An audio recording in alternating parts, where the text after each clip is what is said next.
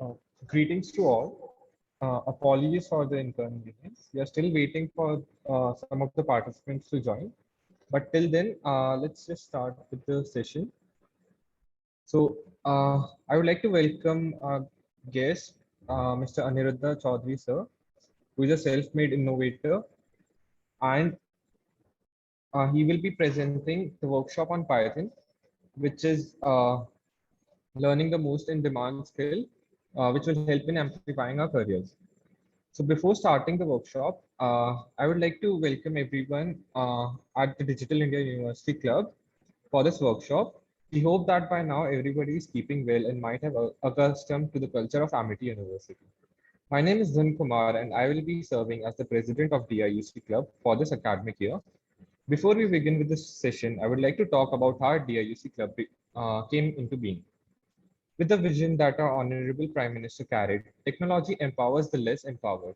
If there is a strong force that brings a change in the lives of those on the margins, it is technology.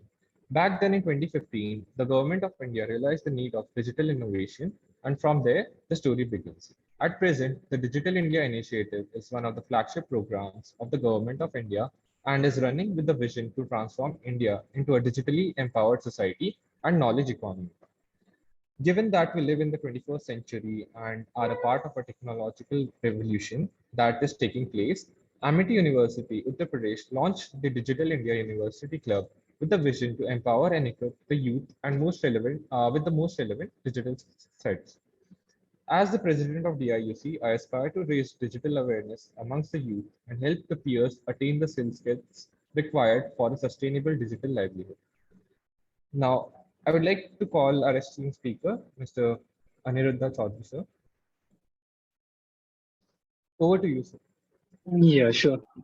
Yeah, thanks, Tun. It's really nice coming over here and presenting the Python session. So, welcome all, and thanks for your time. I wish this is going to be like very short workshop that we are having now, and with that time frame, like I will expect like your 100% attention and the time, so that a day in this session is only for you guys, and you will learn like why Python is so important and why everyone is talking about the Python. Okay. So I will expect like 2 hours of your attention, and with that attention, so you will at the end of this session, I'm pretty sure that there will be a lot of takeaways for you, and yeah, there will be a lot of learning for you as well to going further. Okay. I will just share my screen. Just let me know when it is visible to you. Uh, my screen is visible. Yes, sir, it's visible. Yeah. So, and I really glad, like I really enjoy when there are less people. I mean, like very few people out there in the session, so I can give more time to them. It's like a personalized learning for you guys now. So, if you have any questions while going through the session, so I would like I would like to get interpreted. I mean, if you have any questions, definitely you can ask. In between session, also you can drop message in the chat box as well. Okay. So myself, Anirudh Chaudhary, I'm professional Python developer. So this is my profile. I have like eight plus years of experience working in end-to-end software development, and life cycle model where I work on the life cycle model from requirement gathering, feasibility analysis, design development, and until complete deployment. So during my tenure, I worked for the Ericsson R&D, and then prior to that, I was working for the NetApp, and prior to that, I was working for the IBM Labs research lab here in the Bangalore. I have like 8+ years of experience, so most of my experience is based upon the professional as a professional Python developer. Prior to that, I completed my MTech from NIT Trichy. Is like I started csstack.org. This is the portal that we started. If you look into this portal,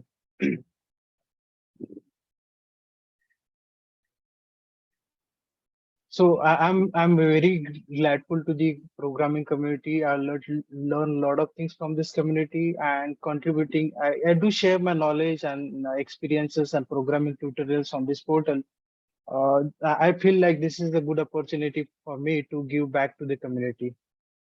Okay, so I will share these links, all these links at the end of this session, so that you can go through these sessions and find out useful resources for your future. Okay, so I started this blog in when I was there in NIT 2015, and I also authored the book Cracking Python Interviews. Okay, now this is all about myself. Now we'll go to the sessions, like what we are going to cover and all the topics that we are going to cover. Before we proceed for our like before I proceed for the sessions, as I learn, like this is orientation program for MBA and MCA students, right? So I'm not sure like you guys have any exposure to the programming language or not. So considering that all the audience, like these sessions, like we will cover each and every basic topic. Apart from that, let me yeah. So these are the topics we are going to cover. It's like this is I will just introduce you with the basic Python coding syntaxes, so that remember one things, like learning programming within 2 hours is not possible. It takes years for us to learn the programming language. So when I say like we are going to learn the coding, Python coding, it's not about like at the end of the sessions, at the end of the sessions you will be able to write the really complex program. This is not the intention of this session. So this is really going to be introductory session on the Python. So you don't try to remember. I will show you the practical demo, each and every syntax that we are going to write here. I will execute the program in front of you. So while doing that, don't try to remember mugging the code that I'm going to write over here. This is you don't need to do that. So it's like you after these sessions, you will not remember the syntax, but definitely you will feel confident that like what actually Python can do and how it can be useful in your career. So this is the intention of this program. And along with that, like I will also give you brief about the industrial uses, career opportunities. So where Python is really used and what are the career opportunities you can think of to pursue with the Python development. And as I know, like there are many people joining this in Amity's like their MBA program, right? So I will also demonstrate like how you can use the Python in the finance, and this is going to be really interesting for you guys as this is very resonating to the MBA candidates over here. And this is like I will also demonstrate statistic and visualization in the Python. Um, and then I will talk about the trending Python libraries. So one of the strength of the Python programming language is like there are a lot of libraries out there. And what happened is like you don't have to write the code from the scratch. You can just import those libraries you use in a program. So if you talk about any other programming language like C, C++, Java, right? C++, Java. In this programming language, you have to write the code from the scratch.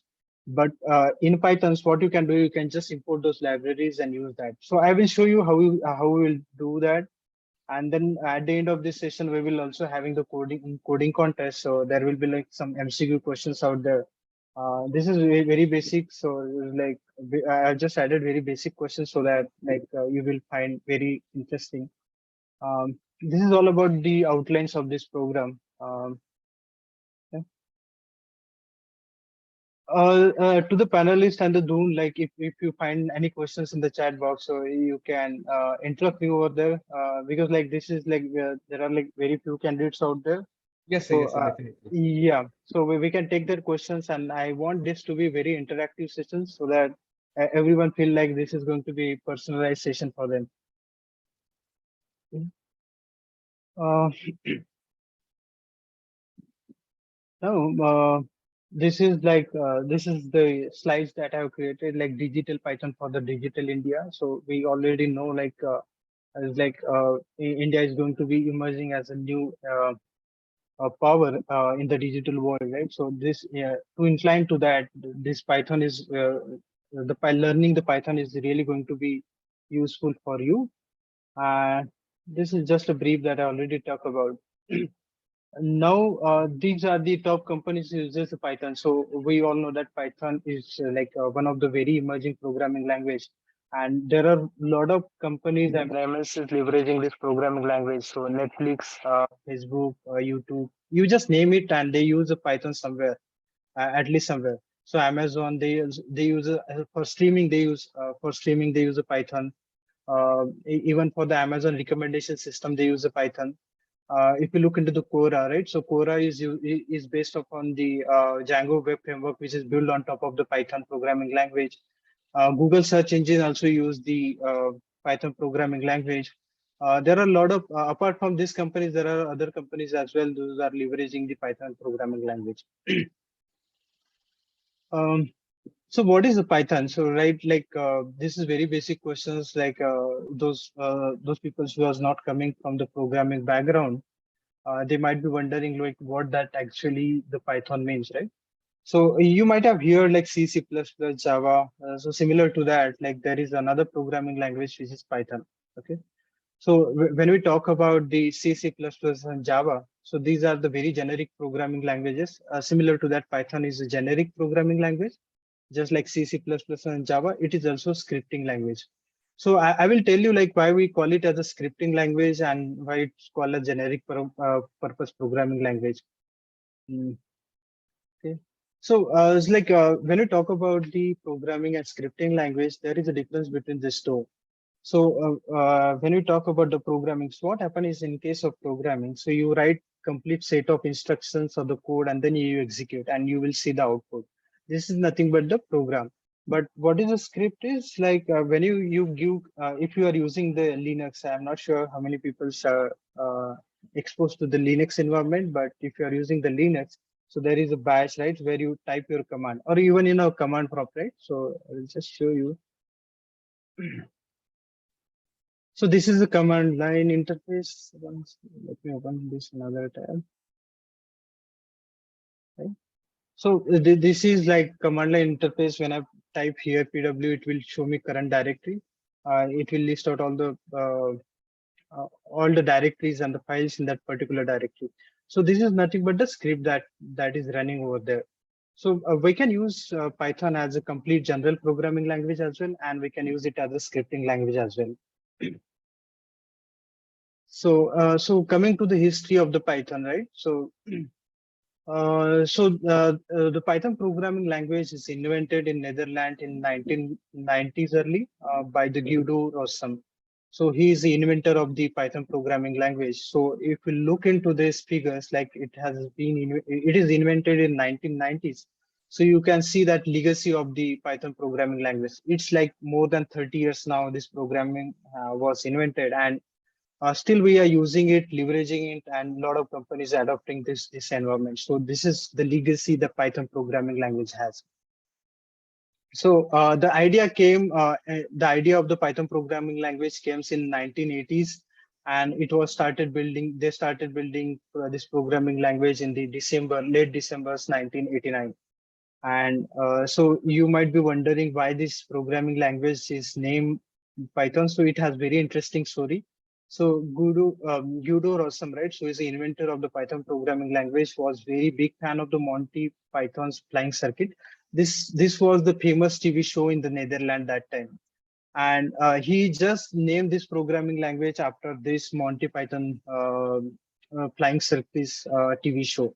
This is a really interesting story. Many of the people are not aware of it, but yeah, this is how it has started initially. And so one of the best things that happens to the Python is like Python programming is open source. So it's not owned by anyone. So you can use it you can use the Python programming language for your learning purpose. You can build any product that you can commercialize that product based on the Python. So you don't have to give any loyalty for that. It's just like open source programming language. And that is why many of the companies are adopting this Python environment. So, so why this is what like I told you, like this Python programming language almost invented 30 years back, right? So that times, what was the need and why the inventor thought of creating this programming language, right? So they wanted to create some sort of programming language so that it will be readable. So like whenever I type this code, I should understand what I'm writing, right? and that same code should be understood by the machine as well. So that is what, like, that times there was a brownish shell and C programming. These two are the mainly programming languages out there.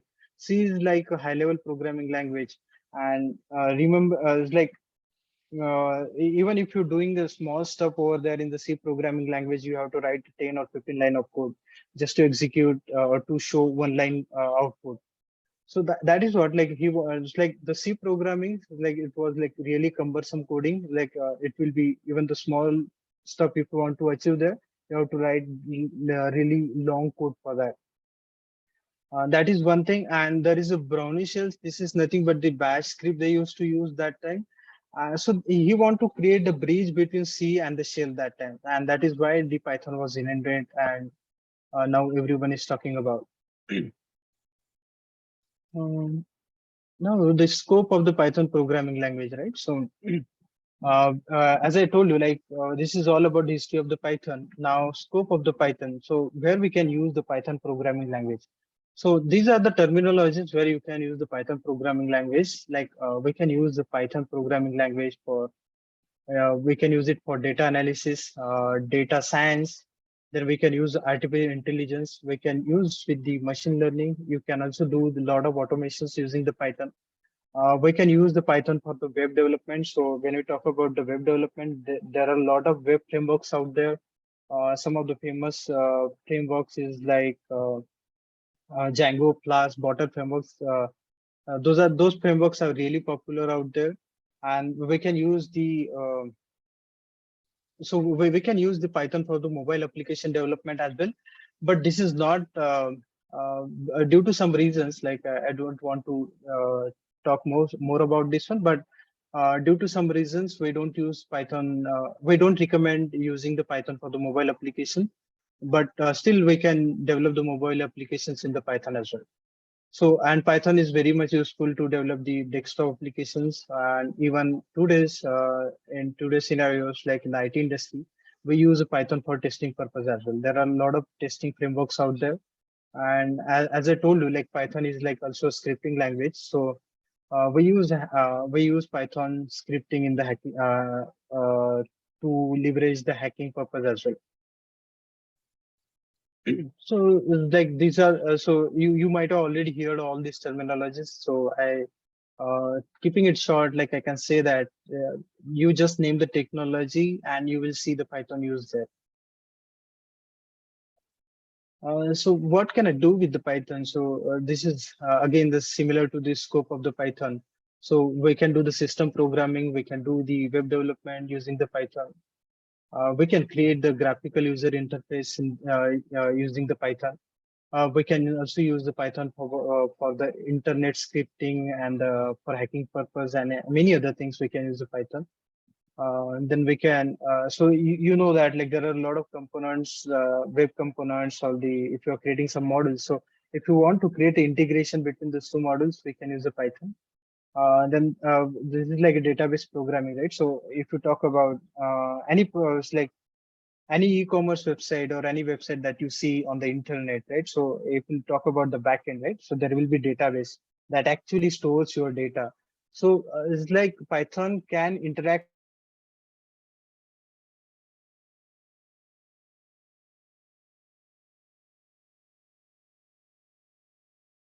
the database for the gaming images.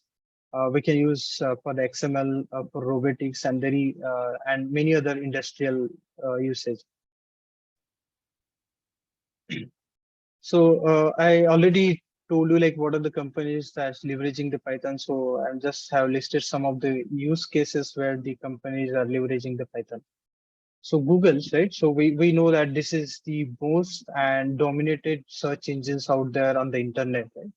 So Google makes extensive use of the Python in the web search system. So it's like when you search some things out there on the internet, right? So there will be huge number of web pages that they have presents on the internet. So, but they have to show some relevant content to you while you are searching some keywords on the internet. So for that purpose, they use a Python. So they analyze your keywords, what you are searching for, what is the purpose of your search, and based upon their search, they come up with the some useful resources and them return back to you on your browser. That is where the Python is very much useful. So when you talk about Intel, Cisco, HP, Seagate, Qualcomm, and IBM, these are like really hardware companies, and many of these companies are also into networking domain. And for that purpose, for hardware testing, they mostly use the Python programming language. And it's also used for the GIS mapping. So we know that like GIS mapping and then Google Maps and all that. So this map, so somewhere like they use a Python programming language to complete certain tasks for their complete product. Okay. Now we know that YouTube videos, like it's a video sharing platform.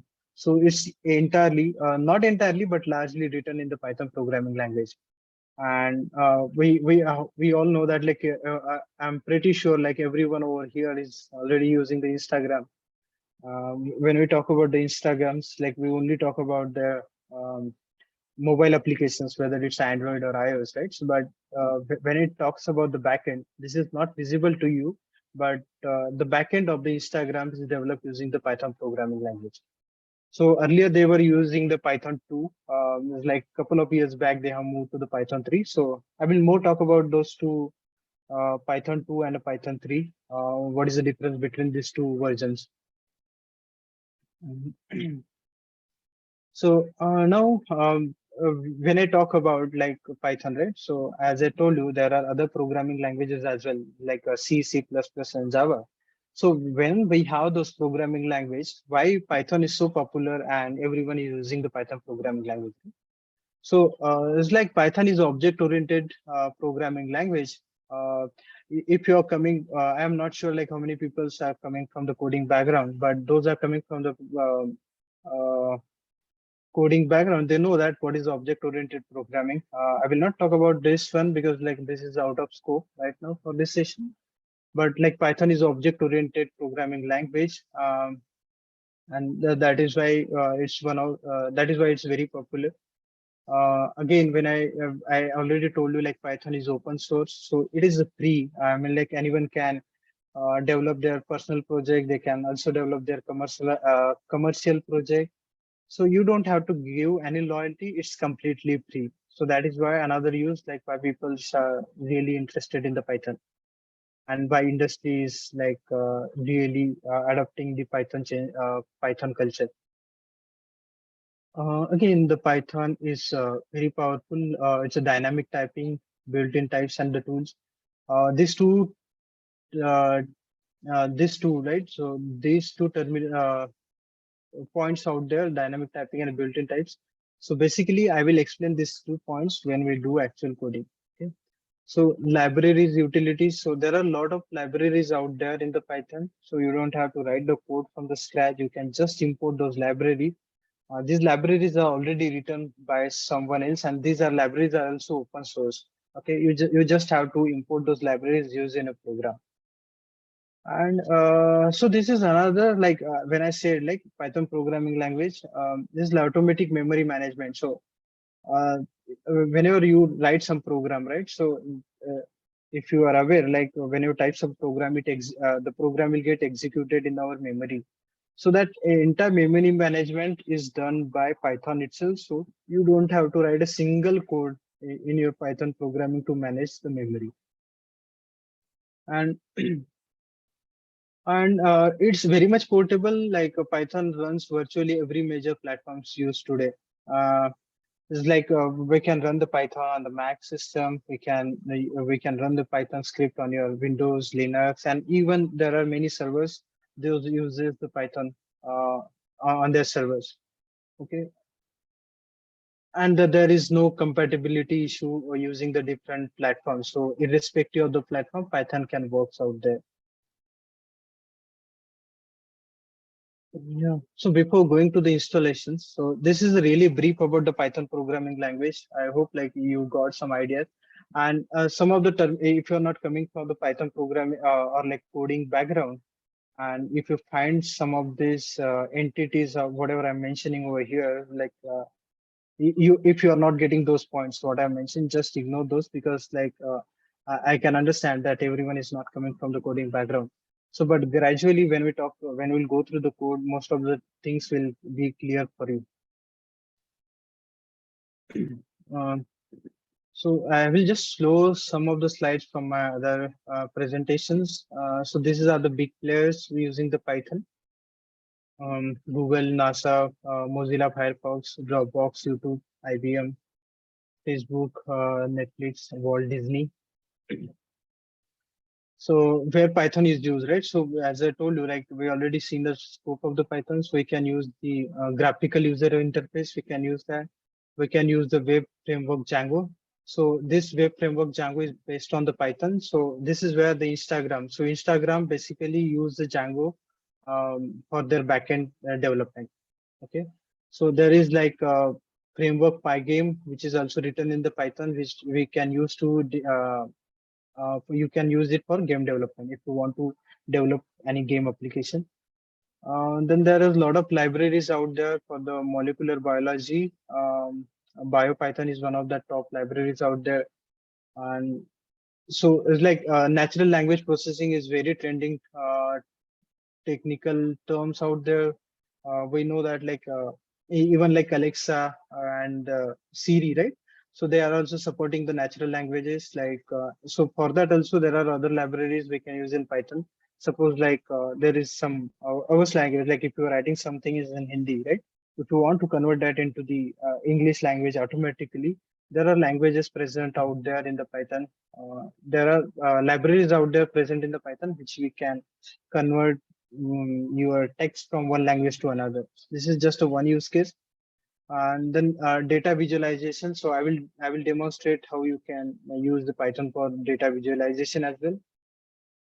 And scientific computing as well. So if you want to do some scientific computing, there are Python libraries out there. NumPy is very much popular Python libraries. Apart from that, there is a Panda. This is also another famous libraries out there for the scientific computing.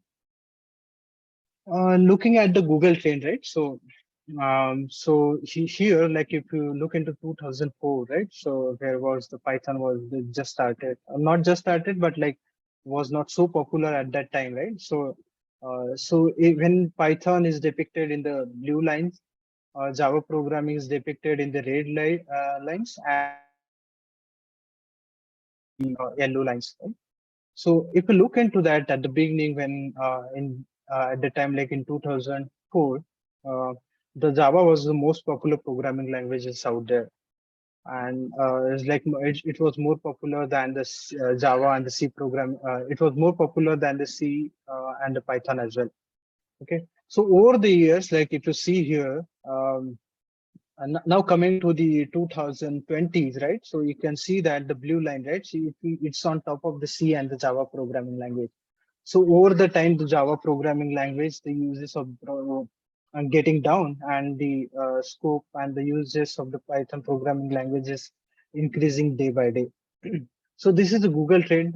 When I talk about, it's not only, I'm not telling you these terms like Python is why Python is so popular just because like I'm using this Python programming. It's not about this one. I'm just showing the Google trend data. This is actual Google trend data. And what are the features of the Python programming language? So when it comes to the uh, features of the Python programming language. So one of the features, very important feature, is like it's open source and the free programming language. It's a highly readable. So you just remember these terms right now, highly readable. So when we'll write actual code, that time you will see why I'm saying this is highly readable. There is like automatic memory management in the Python.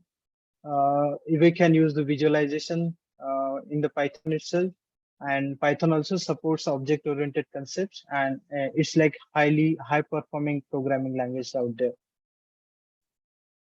So this is data-driven. So another terms like if you're here, right? So data is a new oil today. Like even the uh, like we know that Reliance was there earlier, Ambani was there doing the whoever was there in the oil industry earlier. There were people who were getting rich, right? So So now they are also coming to the data. So they learn that data is a new oil today. And so Python is like dominating in this technology right now. So Python is like data driven technology. So we can use the Python for the data analytics. We can use for web development, data science, automation, machine learning, business intelligence. You just name it, any data driven technology, there we are using the Python today. And so Python versions, right? So when I talk about the Python, right, basically there are two versions out there, Python 2 and the Python 3. So it's like difference is there are some syntactical differences and there are a lot of performance differences between Python 2 and Python 3. Now from couple of years the Python 3 is like emerging and the support for Python 2 is also stopped by the community. So if you want to learn Python programming language, you should always go with the Python 3. But it's not like it's only about the Python 3. There are a lot of companies still using the Python 2, and they have not moved to the Python 3 yet. But they have it's their future plan. In future, they definitely will move from Python 2 to Python 3. As I told, like Instagram using the Python programming language for their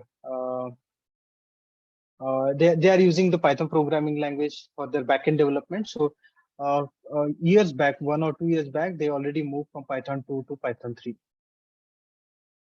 And why we are using the Python programming language, right? It's easy to learn, read, maintain the code. Broad set of open source libraries out there, interactive database supports. These are almost the same entities.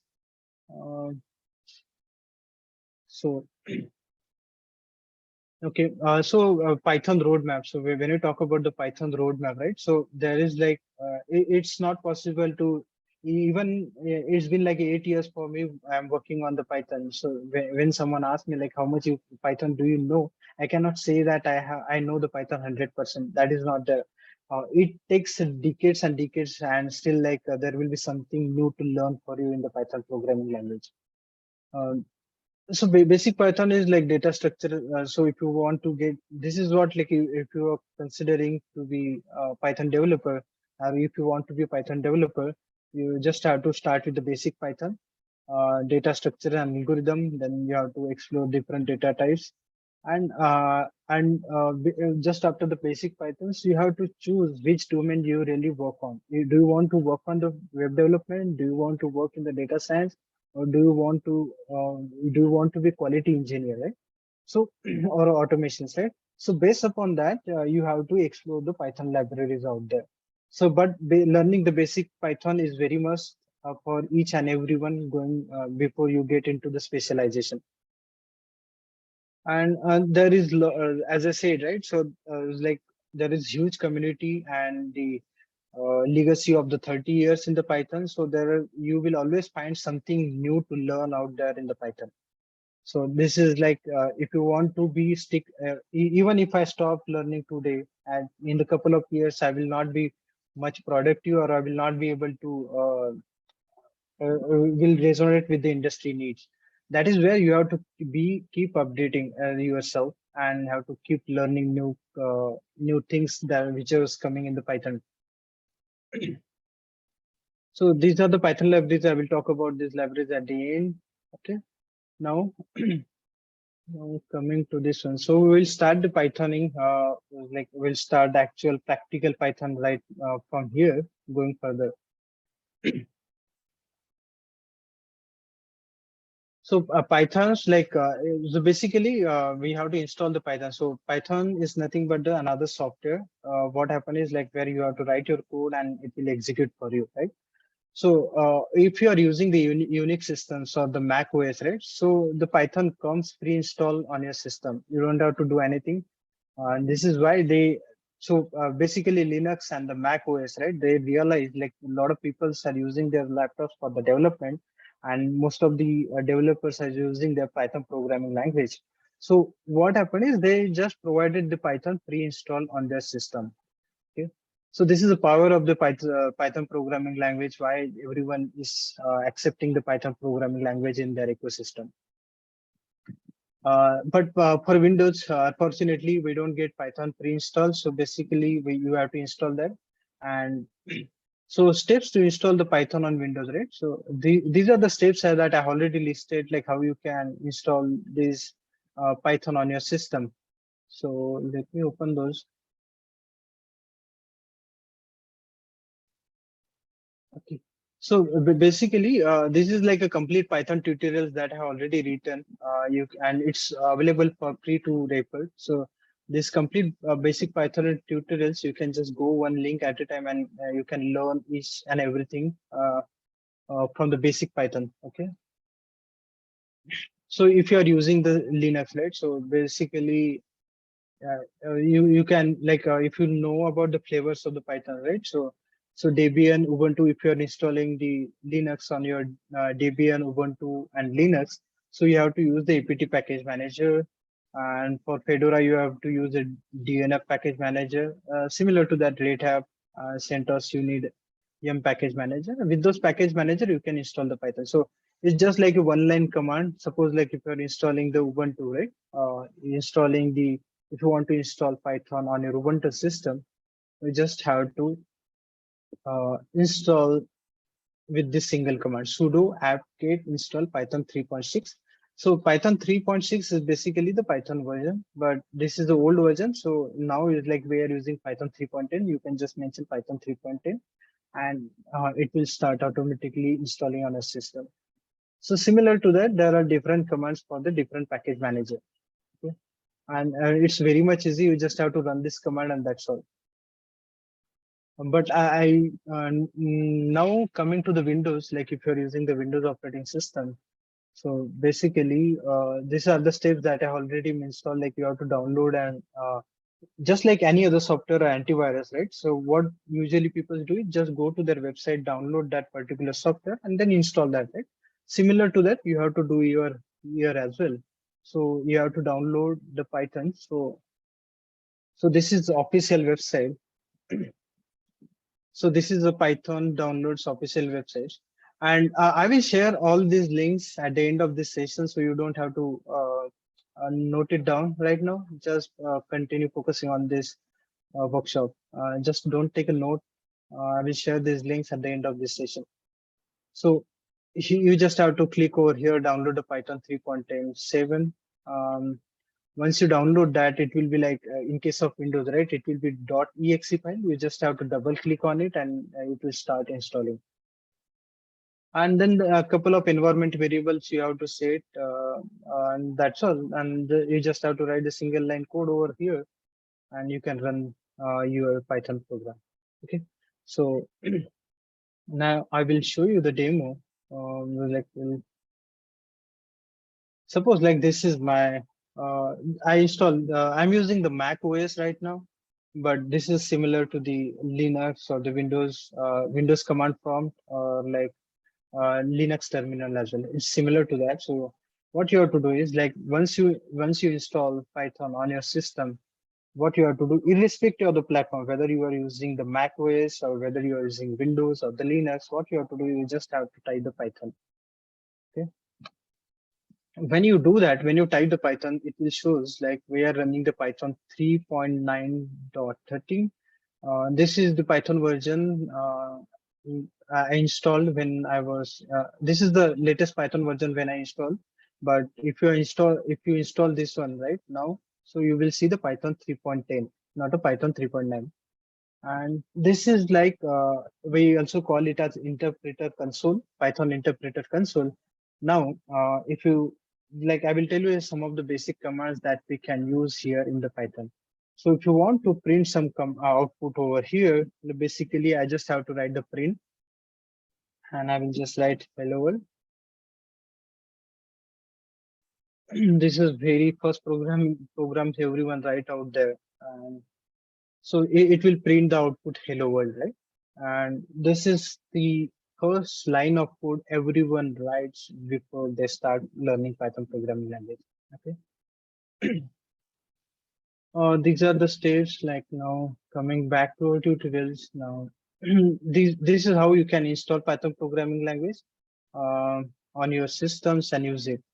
So Okay,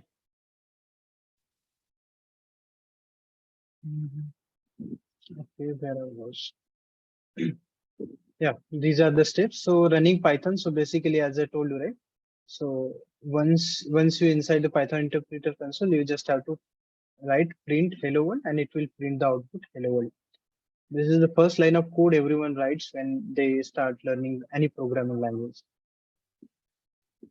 So this is how you can run. I will show a lot of examples out there, but before that, you just have to write exit and with the open and closing bracket, and when you type that, you will come out of this Python interpreter console. Now, now what happened is like this is one way. This is nothing but the Python working as a script where I'm just running single line of code at a time. Now, if you want to write the complete program and you want to execute that in one go, what you have to do is you just have to write. Uh, okay, let me remove something. Okay, so basically, I just have to vi then sample.py. I'm just creating this file sample.py. When I open this file, I just have to write print hello world.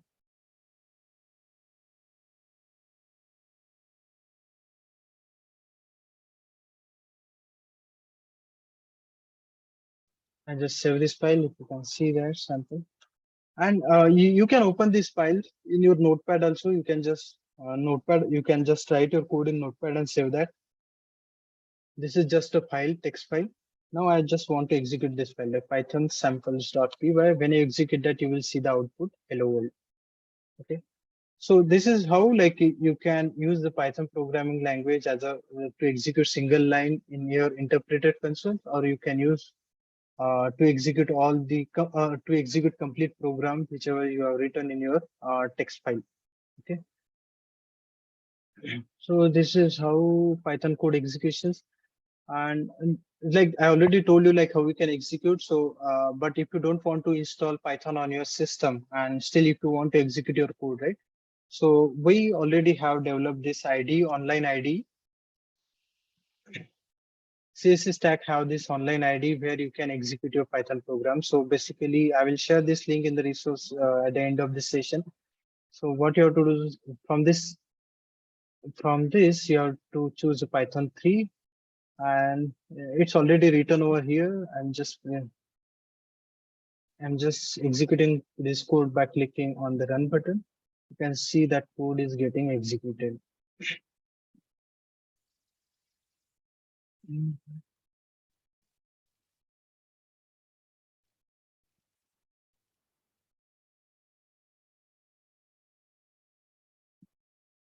There's something wrong.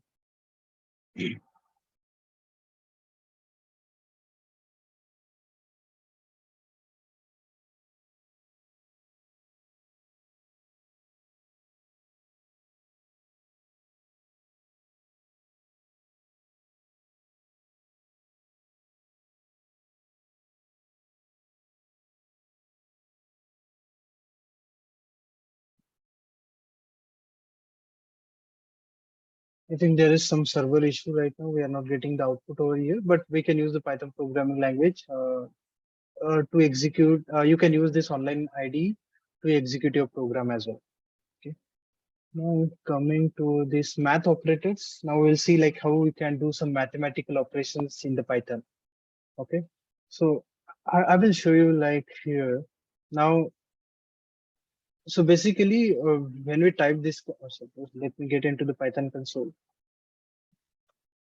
So now I'm into Python console. When I do print, right? So here, basically, when I put anything inside this double colon, right, quotation, or like when I type anything over here, it will be considered as a string. So when we add anything inside this string, it will get the same in our output. Now, if you want to suppose like if I'm instead of giving a string, if I want to give integer, right? Integer is nothing but any number. So if I do a 3, it will show the 3. And Python is so powerful that you can use the mathematical operation inside the print statement. So suppose like if I'm printing Python 3 plus 4, I will get the I will get the addition of these two numbers. I can just do minus sign over here. It should return minus one. Um, you can perform any other operations as well. Like, this is nothing but for the multiplication, and you can use this as well. So this is okay. You can do this as well. You can divide first numbers with the second number. So you can see that it will return 0.75 when we divide 4 by 3.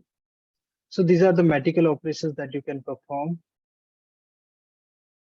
Mm, yeah. So like you can add some conditional statement also here in the print statement. Suppose like I want to check whether the 4 is greater than 3 or not. So when you do that, it will return true. If we pass like 3 is greater than 4, this is obviously a false statement. So it will return the false. So false is, this is nothing but the Boolean term, true and false.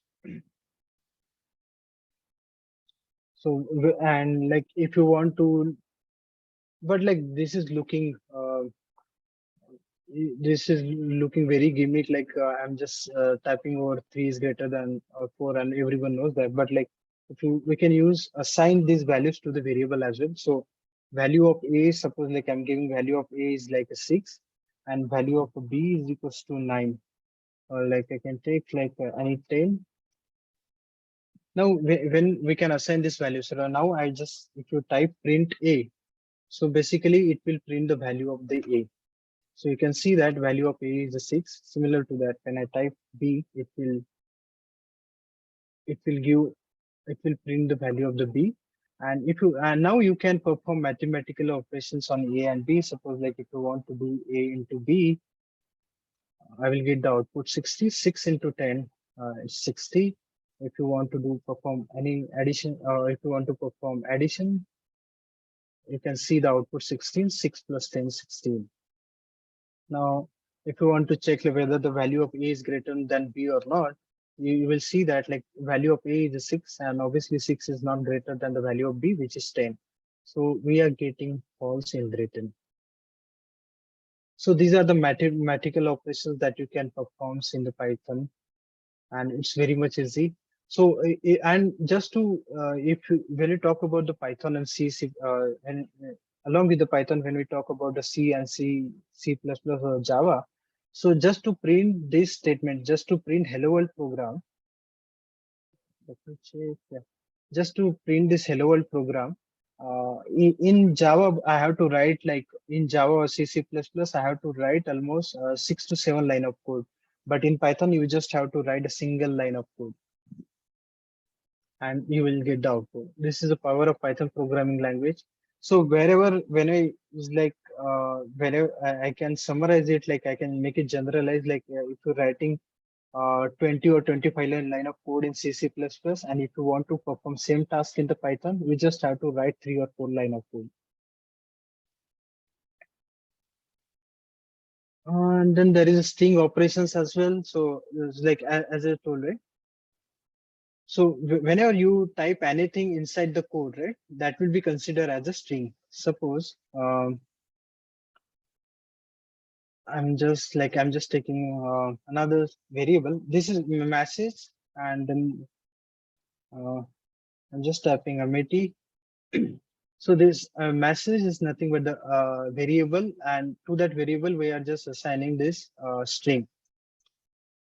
So now we assign that value. Now if I just want to print message, it will print that value, meti. Now, now I just want to another message to it was like instead of message, I will just like I'll just take a variable name text, and I will just write the club here. So now I can just print that as well. Text. Now we will try to perform some string operations, right? So basically, if I just want to create another variable message. Um, I just want to create new variable like variable message club. This is another variable that I'm creating, and what I want to do is like I just want to do Amity. No, not Amity. It should be message plus txt, right? So basically, what we are going to do is like the value of the message. This is nothing but a variable. The value of the message is Amity, and the value of the text is a club. So when you perform additional operations on the string, we'll see what we'll get in the output. The output is message club. So you can see that we are getting Amity club. Okay. So basically what they are doing is when you perform any addition operation on the string, right? So basically they concatenate two strings and will get the single string. Okay. Now you can see that there is no space. So you can just tweak some code over here. I'll just add another string. I will just enter. Now I print that value again. I will see that the space between Amity and the club. So these are the some operations that you can perform, like just now this is addition operation that we can perform. Now this is our message. Now if you want to, let's see what happens if you multiply this thing by 5. Okay, when you multiply any string by numbers, so you will see that uh, it will print 5 times the same message, Amity, Amity, Amity. So this is like this is like the addition operation we can use to concatenate, and multiplication operations on the string and the numbers we can use uh, to print that same message multiple times. So this is where we can see the same operation that we already see. We can use the concatenation operation on the string, and we can perform multiplication operation on the string. Now variables in the Python, so right. So as I told you, right, this is, let me clear this my console.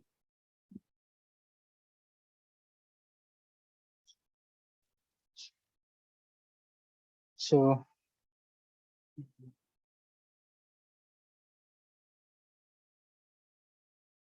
when I do message equals to Amity, right? So basically when I do message equals to Amity, here the Amity is a string and message is nothing but the variable name. So we can assign any, so now if I print this value, right, you will see the Amity. Now I will just change that value of the variable.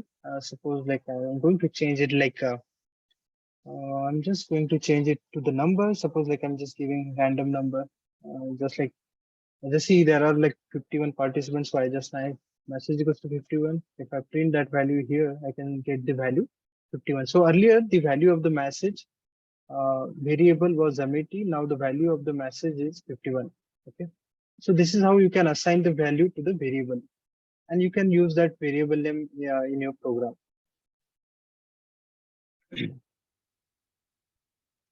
And data types in the Python, right? So there are different data types in the Python. So there is like Boolean, true and false. So if you perform, like we already performed these operations, couple of operations. Yeah.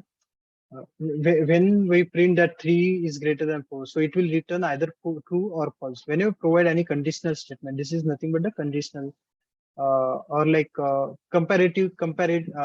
we use this operator for comparison, right? So when you use this operator, basically it will return either true or false. So in this case, the condition is false, so it will return the false. This is nothing but the Boolean value. So it can be either true or false. Then there is the numbers. So when we talk about the 51, this is nothing but a number. The numbers can be integer or the float, and then there is a string. So there are different ways we can write the string.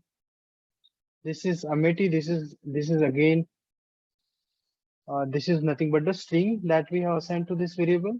Now we can also write this string with the single quote. And if you print that, you will get the Amity. So basically, you can use a double quote or the single quote to create the string. And there is like bytes. So this is the string. Then there is a bytes. So it's like we can also store in a programming like images. So image is basically is nothing but the bytes. And then there is a tuples. I will tell you about more about the tuples, but you can just remember it's nothing but the set of elements, nothing but the tuples. And then there is a sets and dictionary. I will just tell you more about this one in our next slide. So this is example. This is nothing but the string. This is integer. This is a float value. And then this is nothing but the list. So list is basically it's nothing but the set of elements. So suppose this is one element, right? This is another element. This is third element. And if you want to create a set of, if you want to create a set of, if you want to create a set of elements, then you have to use the list, Python list. And we can use the type operator to know the types of that variable. Uh, suppose like I already assigned message equals to Amity and I'm just printing that value. I all know that like message is a string, but how we can verify that, right? So inside that print, what I can do is I can just use the type or like no need to print. Basically, I can just type and inside that type, I can just provide message. When you do that, it will return type of that variable. So type of that variable is a string. Now, same message, if I'm just assigning some number here now, 51, and if I check the type of that message, we'll get the integer. Now, similar to that, if I'm just doing 15.4, and if I type the message, you will get the float. This is nothing but the float value. This is how you can find out the type of any variable or data type of any variable. Now, coming to the data types, right? Now coming to the data types, right? So this is, as we already seen, integer, float, and the string. So list is another data type, right? Suppose like I will just give another example. Why do we need a list?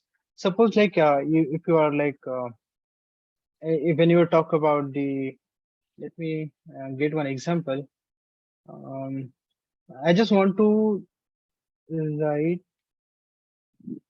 I just want to write the universities and colleges out there, right? I just want to create a list, right? So I can just colleges, I can just do, and I can just provide the name here, right? Suppose like Amity is another university, then there is like colleges like IIT Madras, and then this NIT Trichy. So these are the just colleges. I just want to create a list of some colleges. This is where we need a Python list. So if you check the type of this colleges now, so you can see the type of that colleges is nothing but the list.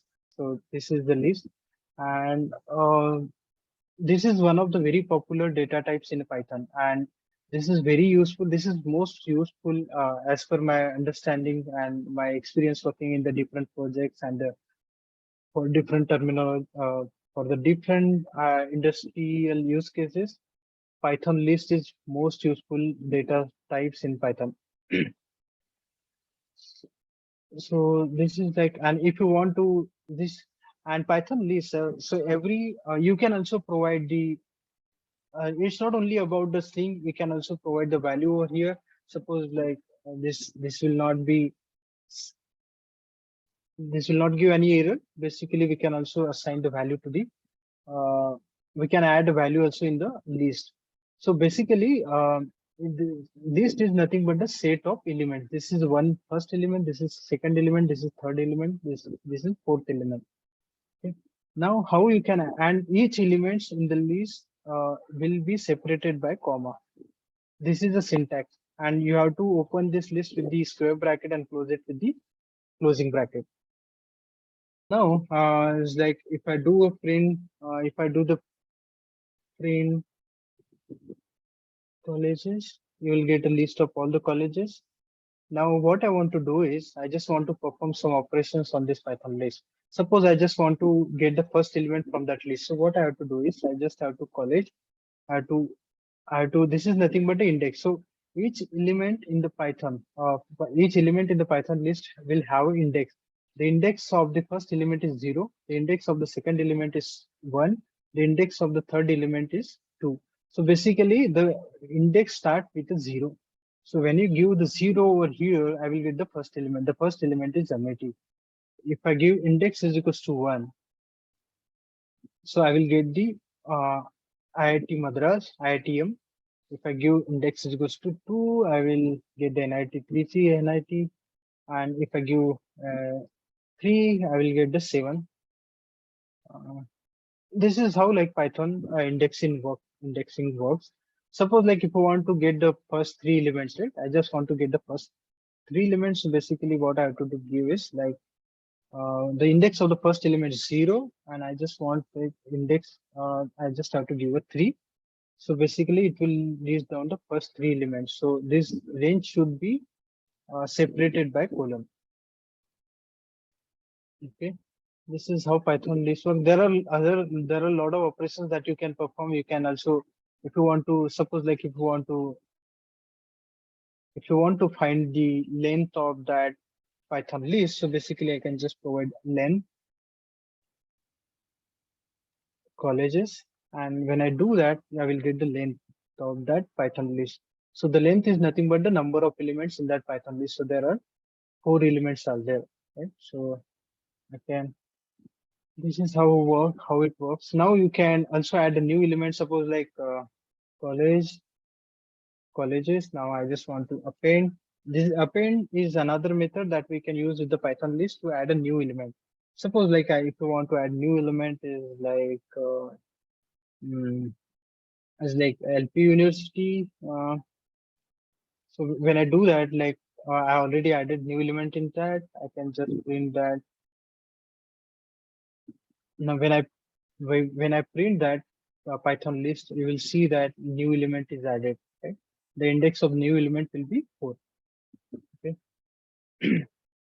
and there are a lot of other operations like you can use the pop operation to remove the last element. Suppose like if I do pop, I just want to use the pop operation. Now last element, right? So if I want to get the last element, I can use the pop method. So now pop is nothing but what, now I'll just print the last element. When I do that, I will get the return. LPU is nothing but the last element in the list, right?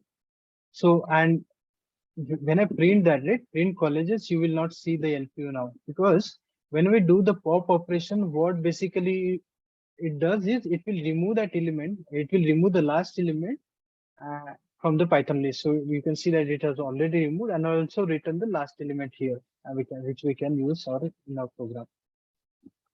Okay, and now this is our Python list. So if you like see, there are only 4 elements out there, right? We know that there are only 4 elements, but just imagine that there is like huge number of elements in your Python list.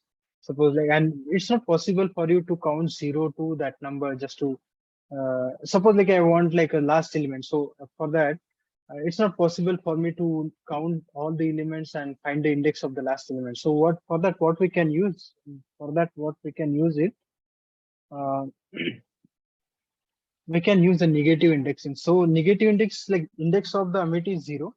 The index of the second element is 1. Similarly, the index of this is nothing but 2. This index of 7 is 3. Now we can also use the negative indexing. So suppose like if I'm providing -1, right? So when I do that, we'll get the last element. So we can use the negative indexing. So negative indexing is nothing but we'll start counting from right to left. So the index of the 7 is -1. The index of my second last element is -2. Suppose if I give -2, it will return the second last element. So we can also use the negative indexing in the Python list.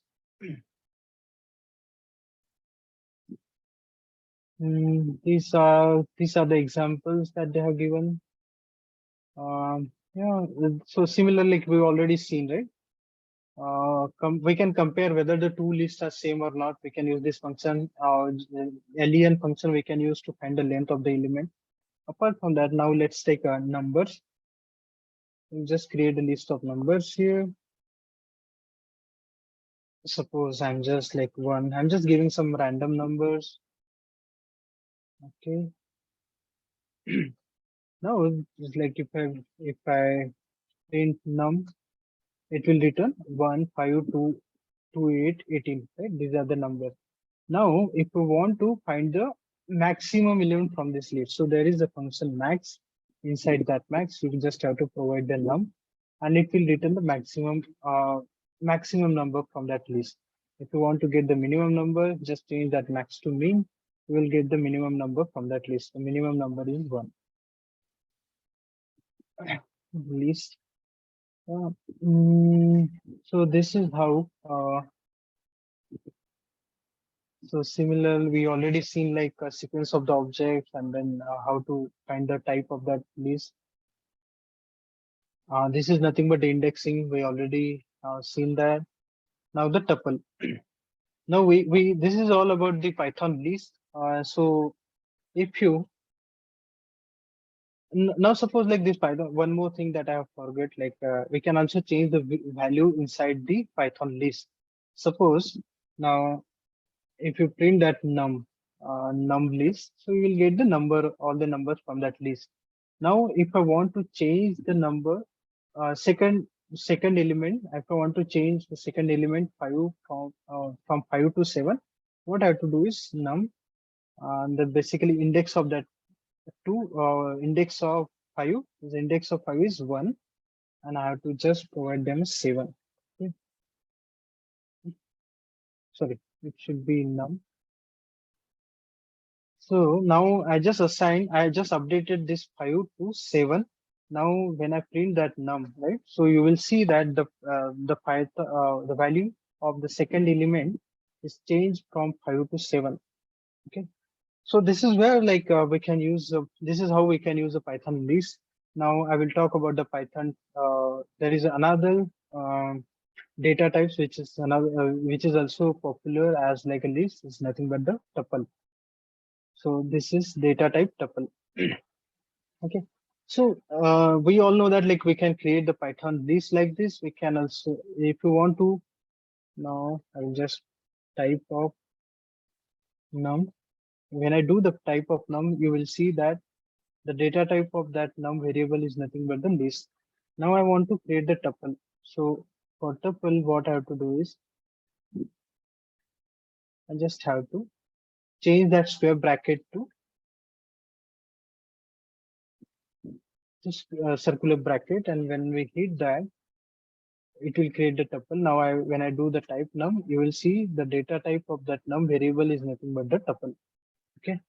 Now we can perform all similar operations, like if you want to get the first element from the tuple, you just have to provide the 0 index, we'll get the first element. When I do 1, if you provide 1, we'll get the second element. When I change it to 2, it will get the third element.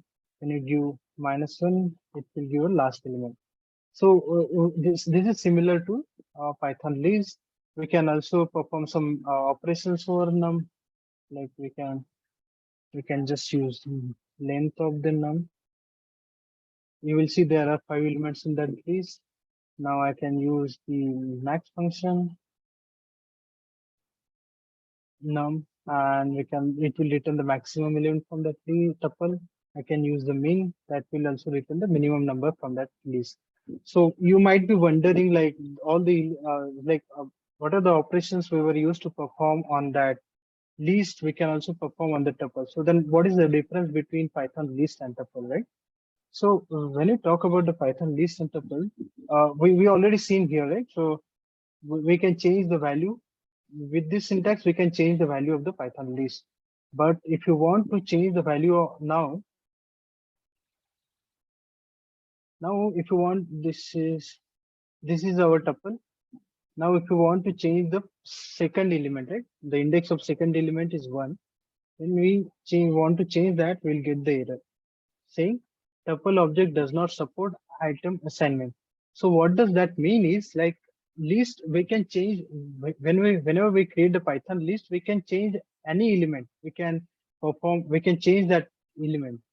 But in case of tuple, once we created that tuple, we cannot change any elements in that tuple. That is the main difference between Python tuple and the list. And based upon use cases, so some people choose the tuple or like not about the people, but it's more about our project requirement. Sometimes we use the Python list, sometimes we use the Python tuple based upon a requirement. Yeah, this is we already seen like same operation we can also perform over here. Now this is like we already seen that like um now this is how this like we already seen like this is Python interpreter console. We try to execute our code. I just want to come out of this Python interpreter console. Now I just want to Python sample.py. If I now I will show you like how you can write your complete program, right? So this is like now this is the print, right? So I'm just creating a new list here. I'm just creating num and I'm just giving some number 15783. These are just the random numbers I have given. Now it's like if I want to print maximum, print max number, and I can use max num. So basically what I'm doing here, I just want this output. Suppose this is a Python list num, and I just want to print the maximum element from this list. For that, what I'm going to do is like max. So this is nothing but a string, and then we'll give a comma, and then we'll just print the max number. So now, if you look into this is nothing but text file. So if you look into this file, this is notepad file. This is like the code inside that file. Now I want to execute Python sample. So we'll see hello world. Because like this hello world program, right? We are just printing this message hello world, and after that we are just showing maximum number. So see, this line of code is getting executed, but you will not see that in the output because we have not printed that value. What we are printing is max number and comma maximum number. So it's nothing but the 8. Now we'll just change our code. Now I want to print all the elements, right? So I just want to print all the elements one by one. What I can do is I will just create the for loop. This is the for loop while loop we can use. So if you want to execute some line of code, right, multiple times, then we use for loop. Suppose for I in range of range 7. Now I'm just printing hello world. Just before this one, right? So you can see that hello world program over here. So we can change that into the command. So whenever we add, right? So when we add this sign asterisk, so when we add this one, so this line will be converted into the uh, will be converted into the comment. I mean, this line of code will not get executed, will not be executed. And after that, like I will just comment this part as well. So when I comment this one, this line will not be executed. So what we are going to do is like I'm just executing for I. So while loop and this colon, and inside this for loop, I just have to give some spaces. Okay, we have to give, this is nothing but the indentation. So hello world. So I will just tell you like how this is working. Now cat sample. Now you can see that this is the file. This is the content of our file. Now I will just execute our file sample. Now you will see we are not printing this message hello world because like we have just commented. Now this is just the number list we have created, Python list we have created. And after that, what we are going to do is for I in a range of 7. This is the syntax that we have to use for loop. So what happened is like we are providing 7. So this means like this print hello world program or this line code will be executed 7 times. So if you count this one, 2, 3, 4, 5, 6, 7. So they are printing hello world 7 times. So this is right. Like if you want to execute some block of code multiple times, then you have to use a for loop. Now I will just tweak the same code. I will just remove this line. I will just remove this line. Now I just want to print all elements one after another. Right? Suppose I'm just trying to range of I. So here, when we'll just print here I. Right?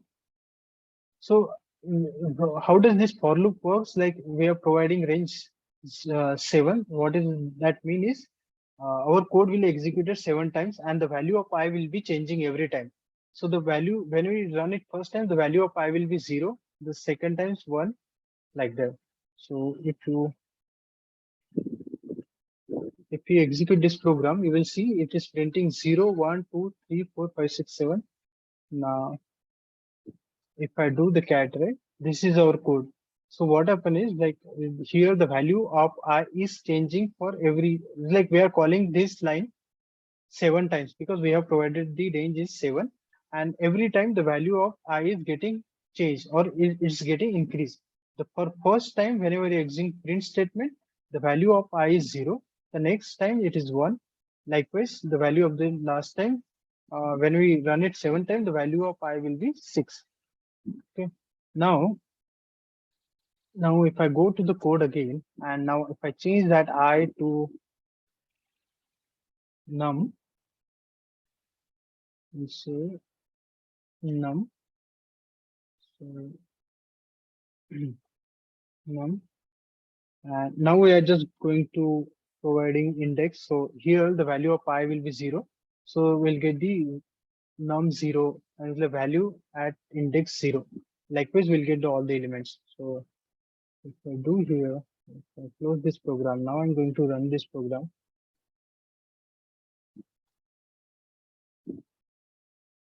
Python. Yeah. So basically, what there are how many elements are there? 1, 2, 3, 4, 5. So basically, we can just have to provide 5 here. Now you can check our code. This is our code. Now I'm just running this code now. Now you can see that the output is nothing but 15783. So this is nothing but the elements in the Python list. Okay. This is where you can use the for loop. And similar to that, you can also use the while loop. Okay, it's like for time being, I'm just skipping that part. So now if else statement, right? So now will write some if else statement.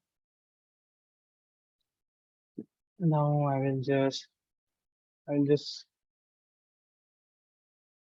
suppose like what I want to do is like now I will just take some example. We'll just take sample element and just sample element is equals to code if sample is greater than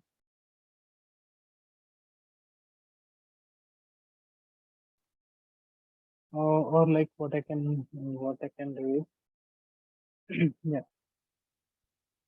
Suppose like this is okay. What I will do is average is equals to score. I will just take a variable score and I will assign some value over here 50. And now if score is greater than 35 like 40, we'll just print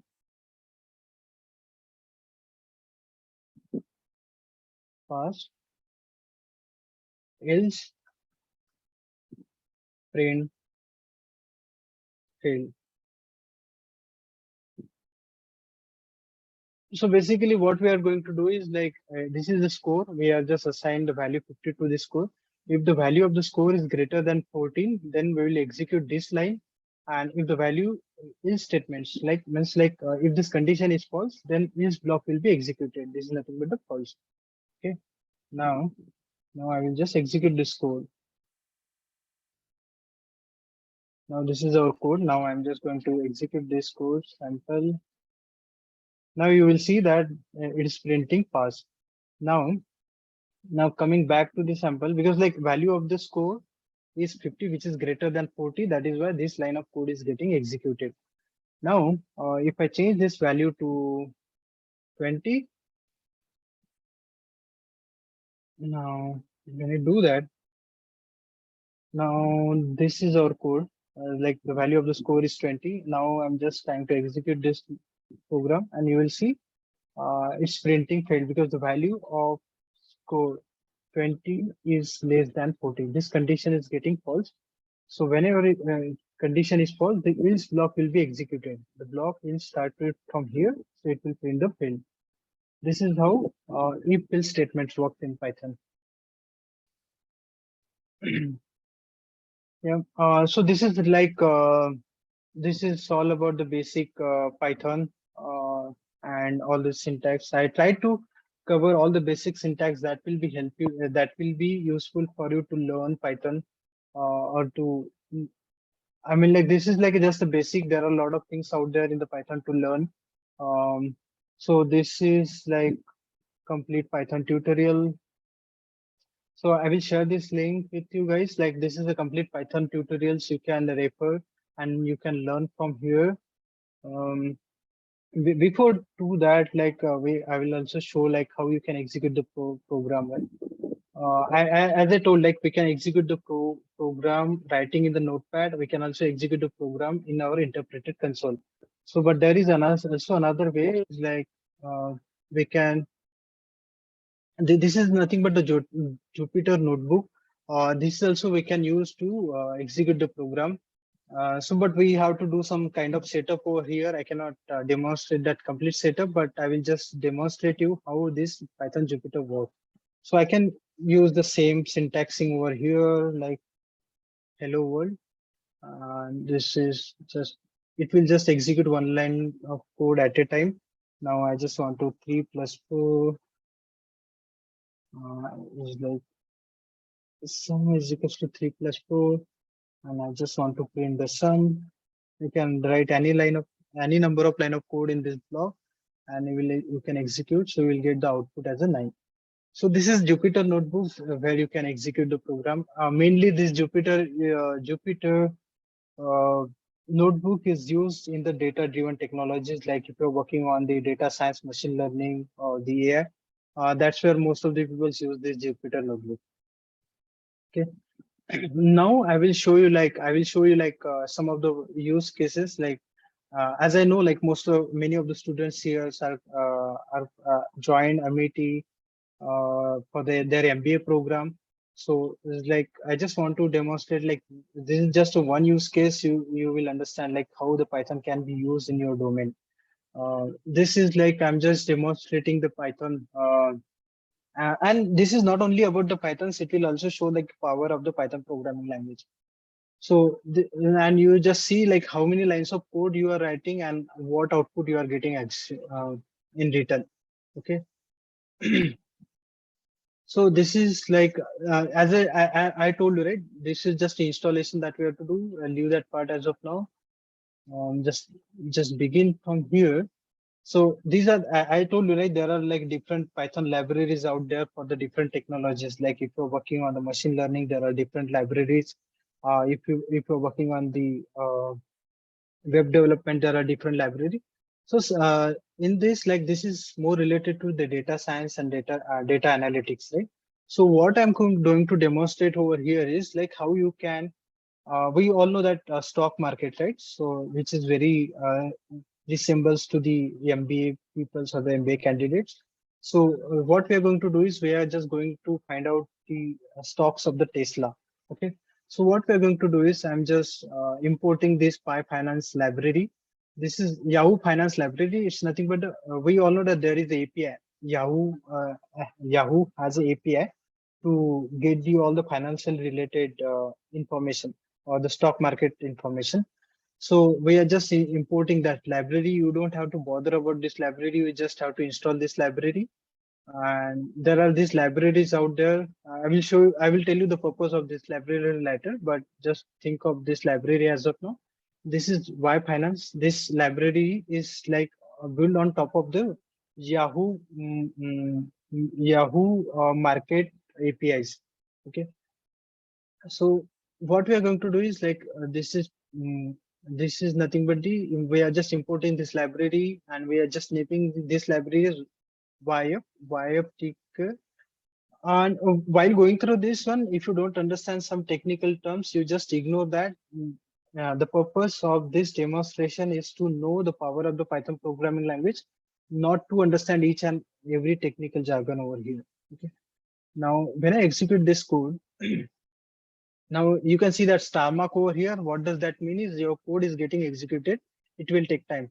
So what happened is like I just I am just trying to face the Tesla. This is nothing but the stock market node for the Tesla, TSLA. Now I'm just going to print that what we are getting in return. I'm just printing stock info. Now I will execute this again. Now you can see that this code is getting executed. Start. Yeah. So you see like this is like really huge information that we are getting. So we are just printing that. So we are getting zip. Uh, this is this function, right? This function will return the dictionary. Dictionary is nothing but the key value pair for that particular stock. So it's like zip. This is the zip number. This is the sector in which sector Tesla is working. They are in the consumer, cyclical. This full-time employees. How many full-time employees are there in the Tesla? These are the numbers. Long business summary. So this is the business summary. What they are actually doing. So suppose like if you want to only print the business summary, right? I can just do that. I will just comment this part.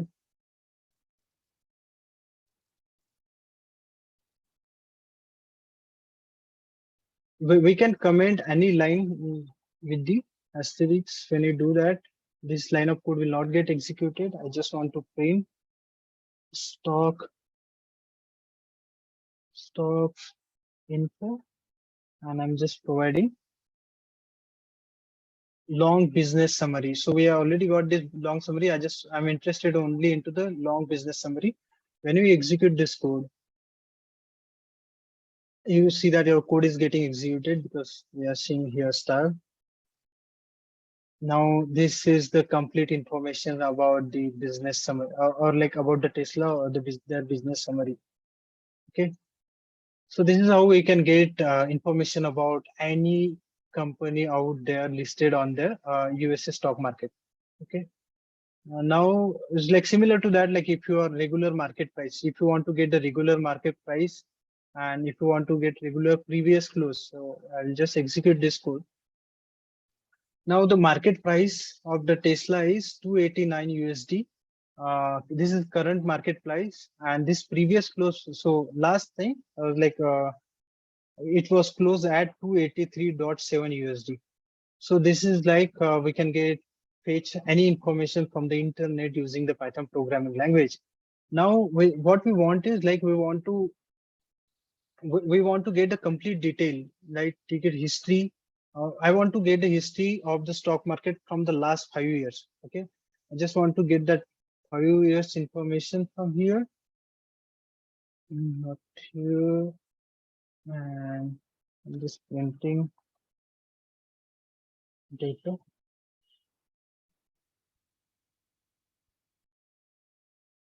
Okay.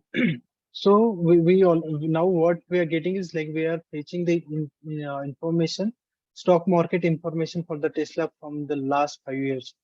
Okay, so these are the columns. So you can see these are the columns. This is just we are providing what informations we are getting. So just printing that values we are getting open, high. What is the high value, low value, close, volume, dividend, stock splits. Okay, so you can see that over the time. So at the 2017, 11/9, 2017, the stock market was open for Tesla. The stock market price was open for 23, and it went up to 24 high on that day, particular day. And the low market price that has been captured was 23, and this is the total stock volumes and this lows. So from the last, like we can see that it has even in 2017 it started from the 23, and today's stock market value is 281. So this is like you can see that it's the stock market price value is 10 times increase, almost not 10 times, it's more than 12 times. And now if you want to show some pictorial diagram, so it's not possible for us to go all these numbers, right? Because like these are the like huge data. Like you can see from 5 years, we already page data for the 5 years. So every year has like 365 days. So we have total 1258 entries. So this is huge data. It's not possible for us to go through that. So for that, what we can do is we can just put that into graphical representation.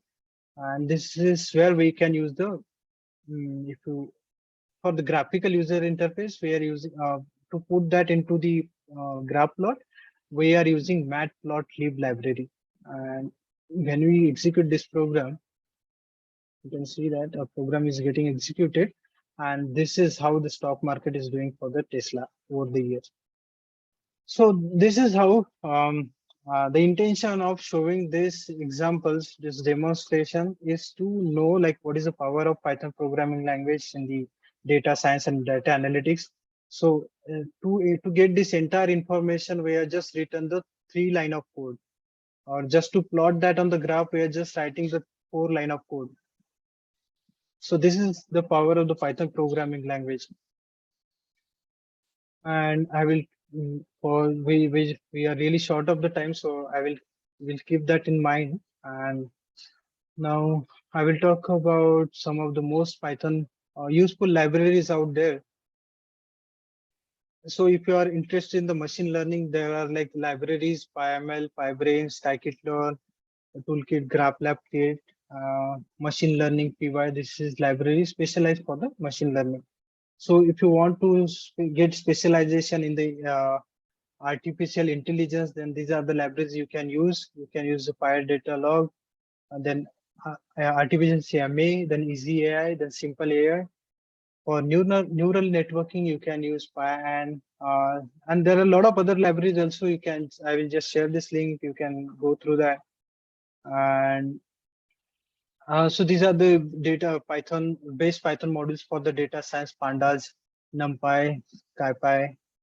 So this is like Pandas and NumPy. These are the 2 very useful Python programming language libraries. Not only in data science, then in other technologies also we use this. We extensively use these libraries.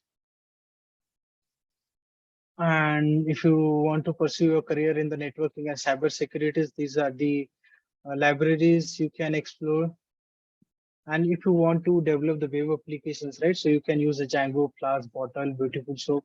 So Django is like the one framework that is Instagram is using in their backend.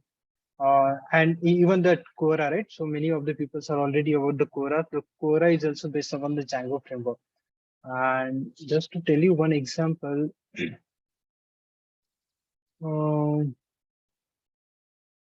if you look into our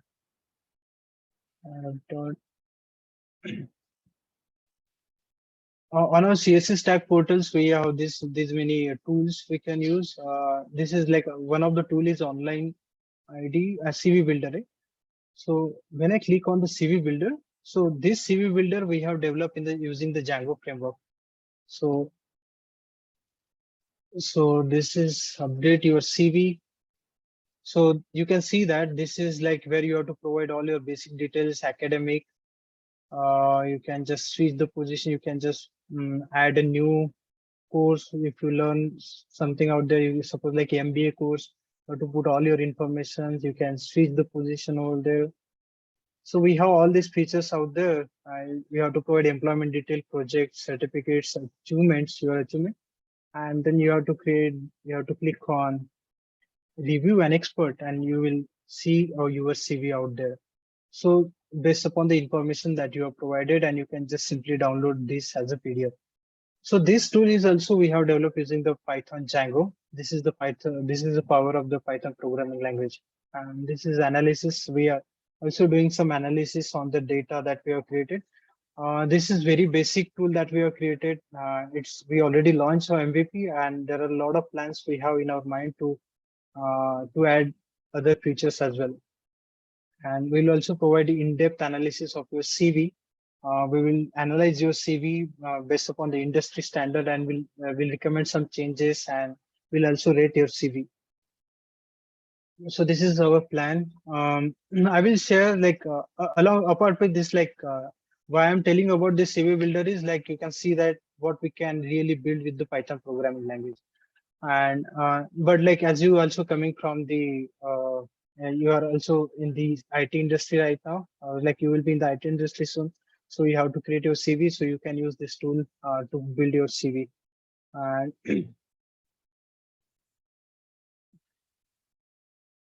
this is what and like I cannot like for time being like I cannot cover all the tutorials out there because like we have some time constraint. Probably in futures we can set up the new call, or like we can reconnect and discuss about the uh, like in-depth Python. But hope with this session I hope like you learn something, some very basic terminologies about the Pythons, how to execute the code, and where you can use the Python programming language, and where you is like this is nothing but it should change your mindset, like where you can use the Python, and going further definitely it's going to be really useful for you. So this is all about this session. So if you have any questions, you can definitely ask over here. We still have some time left.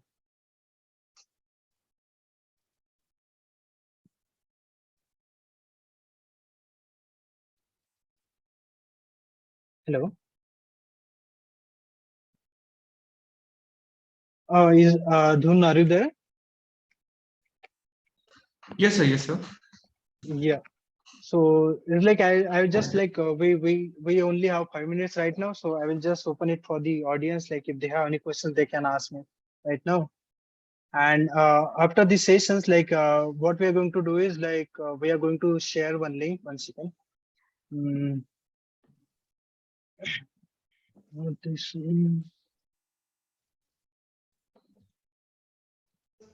We have we can share that in the chat box, sir. Yeah. So basically, if you people really want to interested in learn Python or any other programming language, or like if you want to be updated with the industry standards, what is in demand and all that, I'm just sharing. I'm just sharing my YouTube link. You can just subscribe to our YouTube channel.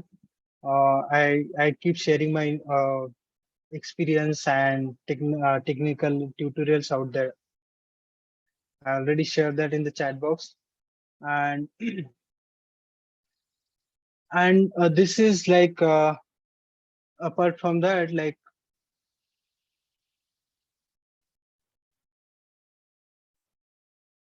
this is my simple feedback form. Like I, no matter what, like there is always a good opportunity to learn and improve yourself.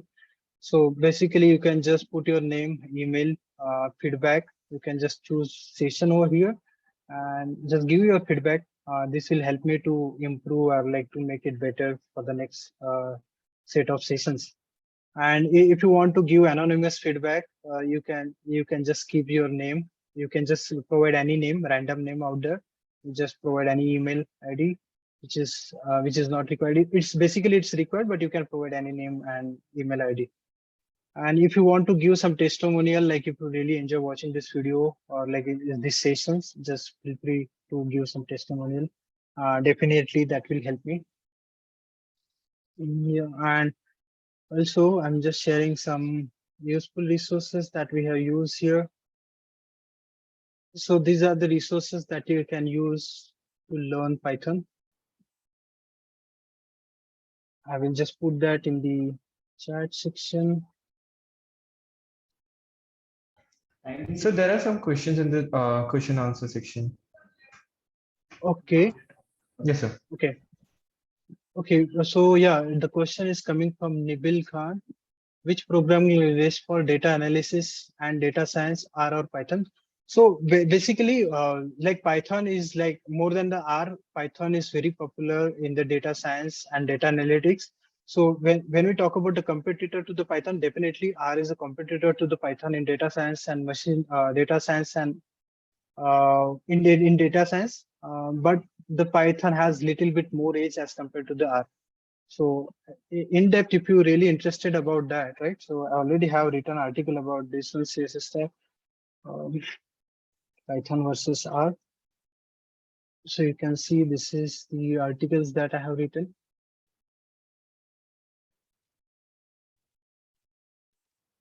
So I will just share this link. Definitely you will find some pointers out there, but in a short, like Python has more age as compared to the R. The one of the reason is that um, one of the reason is like Python has a lot of Python libraries out there which you can import and use it. You don't have to write the code from the scratch. That is what like where you Python is more powerful as compared to the R. Hope it is clear, Nabil.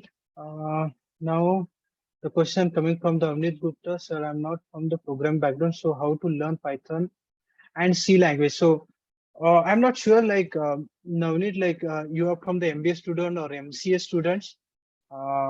If you are MBA students, like as I learn, like as you don't have any programming background, I assume like you're coming from the MBA. So don't fall for the C programming language as of now, because like this is learning programming language is to assist you. It's not your actual um, skill that you have to develop, but this will assist you, right? See, in your industry. So in that case, learn Python programming language. Okay, so yeah, so Avneet, like you were saying, like you're from the MCA student, definitely you should know the C language as well. So what you have to do is, uh, if you have, I will share these resources. So if you see my screen, right? So this is like complete Python tutorials. I will share this link where you can, you can use this online coding. Along with that Python, we do also have C programming.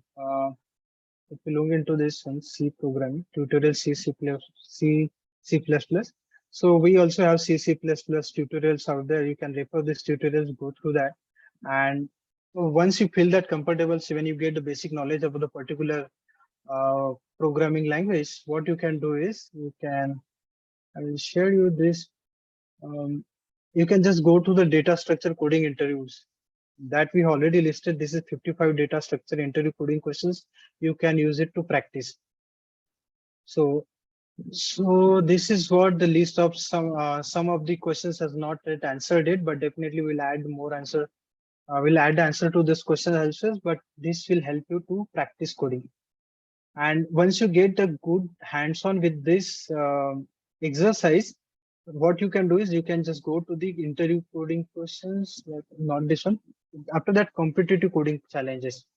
So if you go here, so you will find 35 competitive coding questions, and I created this list. All these 35 competitive coding questions is asked in 2022 interviews. So and this questions has been asked in the Google, Facebook, Flipkart, Walmart, Netflix, Oracle. These are the questions that we already listed, and we already have solution for this. So click over here, you will find a solution. So this is how like and there is no rocket science to learn coding. What all you have to do is like the more you practice, the better you will become. So I think like hope you got the answer. I will share the link of all these resources, so definitely it will help you to go through that. Definitely, sir. We'll reach out to all Yeah, the students who have, yeah, joined as participants. Also, yeah, sir, if you want, we can have the quiz being conducted right now. We can conduct the quiz right now. All that we can do is share the link here in the chat box so that all students can access the link yeah. directly. So let me already had that. We answered all the chat questions. Yes, Oh ma'am. yeah. Online compiler we Yes, already ma'am. had. 1 second. I think I have shared with the Please. Yes, sir. I have the quiz link with me. Yeah, can you share that in the chat? Definitely, sir. Definitely. Yeah.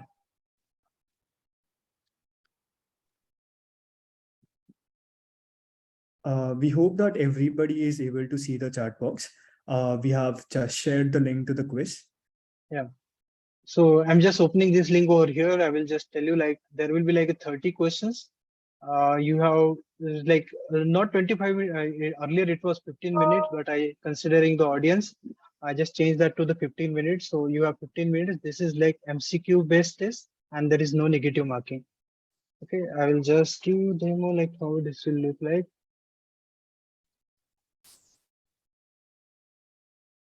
You just have to provide your name and email ID, and this is how the test will look like. You have 30 questions. You have, this is like a complete MCQ based contest. You just have to choose the answer and just have to move to the question. So I will not expose all the question over here. This is how you can do the test. So we will declare 3 winners, first, second, and third. Yeah. So we will collect all this information and we'll share with the Doom. Probably we can after that we can reward them based upon their results. So we hope the instructions have been very clear.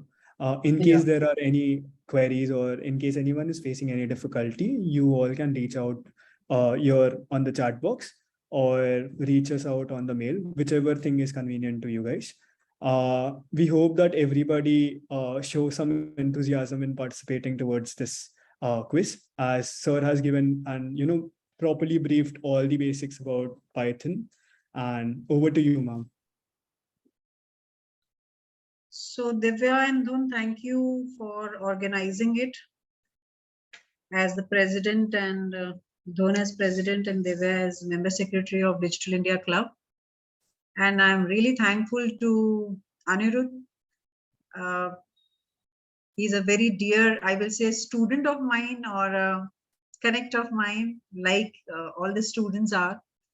And Anirudh, I'm really thankful that just, whenever I request you for any kind of learning from my students, you never say no, but we got the opportunity to connect this, session for the first time. And to inform to Dhun and Divya and all the club members also that Mr. Anirudh has agreed that he will be taking out his time from his busy schedule of IBM research and other assignments that he has for our Digital India Club. And we will be starting the Python series. So this will be workshop series starting for the beginners. And I am reading in chat that some of the student has written that I am not a programmer. And so how to start learning Python. So for all those students who are feeling like this, I'm announcing this that if you are a member, if you have joined Digital India Club, it's fine because Dhun and Divya will be updating you all the dates and time and social media handles and updates that who is the next speaker coming. But for this Python series for sure, because we have already taken the consent of the expert. So all those students who are not yet aware of any kind of coding, have not done any kind of programming, we are going to start Python from scratch. But only those students will be continuing this, those who are completing the assignments, because as today MCQ is given, similarly after each session there will be a small quiz contest or to find out whether you are learning from the sessions or not, because experts' time is very much precious. And so if we are inviting him, each student who is listening to him should learn something. The outcome should be there for this particular session. So as series, we are starting from Saturdays actually, and alternate Saturdays, Anirudh ji will be coming to guide you people for Python.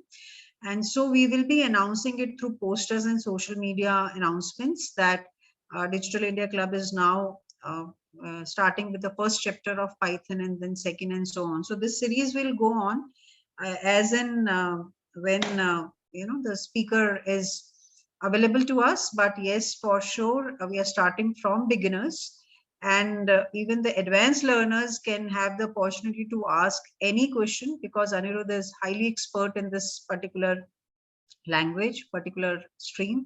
So, and in fact, not only this, but he has his portfolio with many other skill sets of IT, but definitely Python students can ask, students who are interested in learning Python, even if they have learned Python before and want to go for some advanced, Python stage. So you can just have a query sessions here, chat sessions here, wherein you can ask the questions and your questions will be answered. In case we have limited time, in that case, we can collect the questions from you and we will be sending to Mr. Anirudh, so that for next session, whatever is the next session, we can keep some very short 10 to 15 minutes session to solve your queries. So Anirudh, I think if you want to add something to this, which I was just sharing with all of these students, because these are freshers, Anirudh, for your information. These are postgraduate students who have joined the orientation program because they have taken admission in best private university of the country. And so I congratulated them on first day, because I'm the Dean Student Support and Academic Affairs. So the event started with that. Being the chairperson of the Diksharam orientation. So I welcome them, and then we have shared the culture of university and everything. This was the session kept under umbrella of university clubs for, it is because MIT believes in holistic development. And also we have already implemented multidisciplinary, that is a national education policy. So a student of different domain can join IT as their third discipline, or they can take as a specialization elective or open elective, and so. So for IT students, for our engineering students, we have Python as a core course also. And for some BTech students, we have this as a specialization elective also. So, many students will, with time, will be joining your workshops, those who have Python as their course in the structure. Others also, because Python is I think you might have introduced them with the applications of Python. So it is a varied application, and so it is required for all the verticals actually, whosoever is doing kind of, So today's and for the future world, I can say whosoever is preparing for, even when they have joined, and this is just their first few days, but they have to prepare for their fulfilling their dreams, which they are filling in the aspiration survey to get the best company as the placement and all. So they have to start from day one.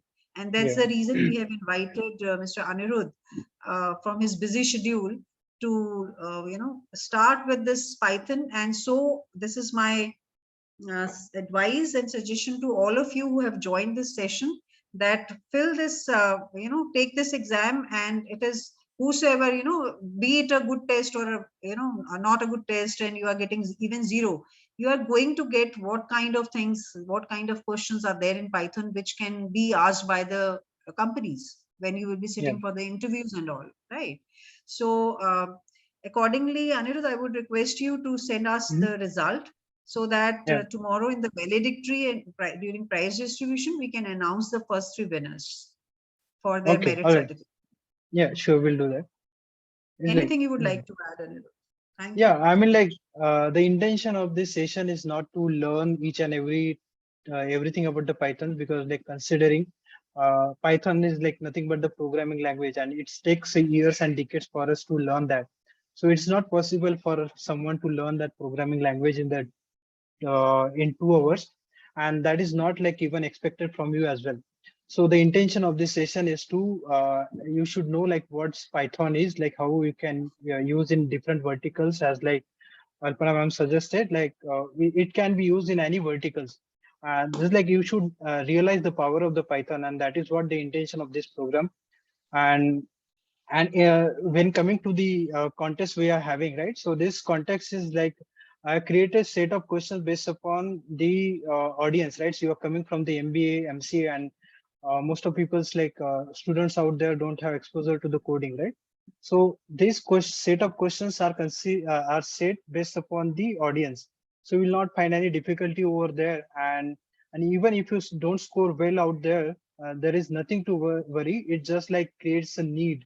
So you will realize like what you have to do to improve those skills, and like this is how you improve, right? You just like learn something new, you exercise that, you find a need, then you like you start learning again. And like this is continuous curves. This is not in one shot we can do all the great things. We just have to go one step at a time. And like as Amit, like Alpana ma'am has suggested, like we are planning to start the Python session, and it's like the these sessions like coming forthcoming sessions will be like more practical. And as like we now in these sessions we have some times constraints, so we have to skip some of the technical jargons out there. But but in these sessions, like going for the sessions, it will be more practical and we'll keep it more interactive. And for me, like this is also a good Hello? opportunity to give back to the community, because I'm really thankful to the community.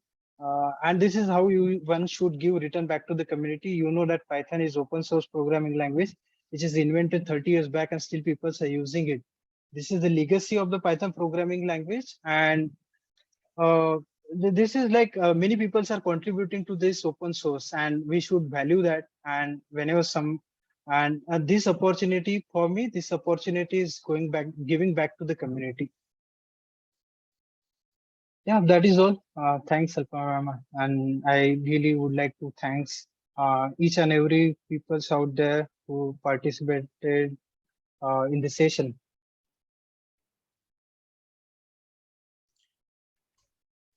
So, Dhun, do you want to add something as a president of the club?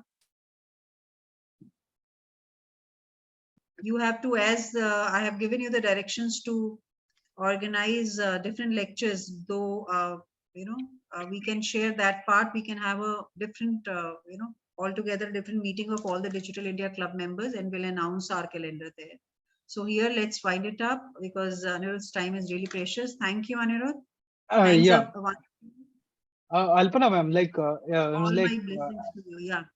yeah. So just like one simple request, like if everyone can turn their camera on, like who I mean, like whoever it's possible for them, Okay, just take a no, because yeah. they are not in the panel as a panelist, Okay, okay. on the panel only club members, club president, club student coordinators are there, and so Mm-hmm. all are in the are as participants, not as panelists. Okay, But okay. definitely this list we will get from our IT department so that we can Mm-hmm. send them, the invites in case they're interested in continuing with your sessions. So we will be Okay. informing them. Yeah.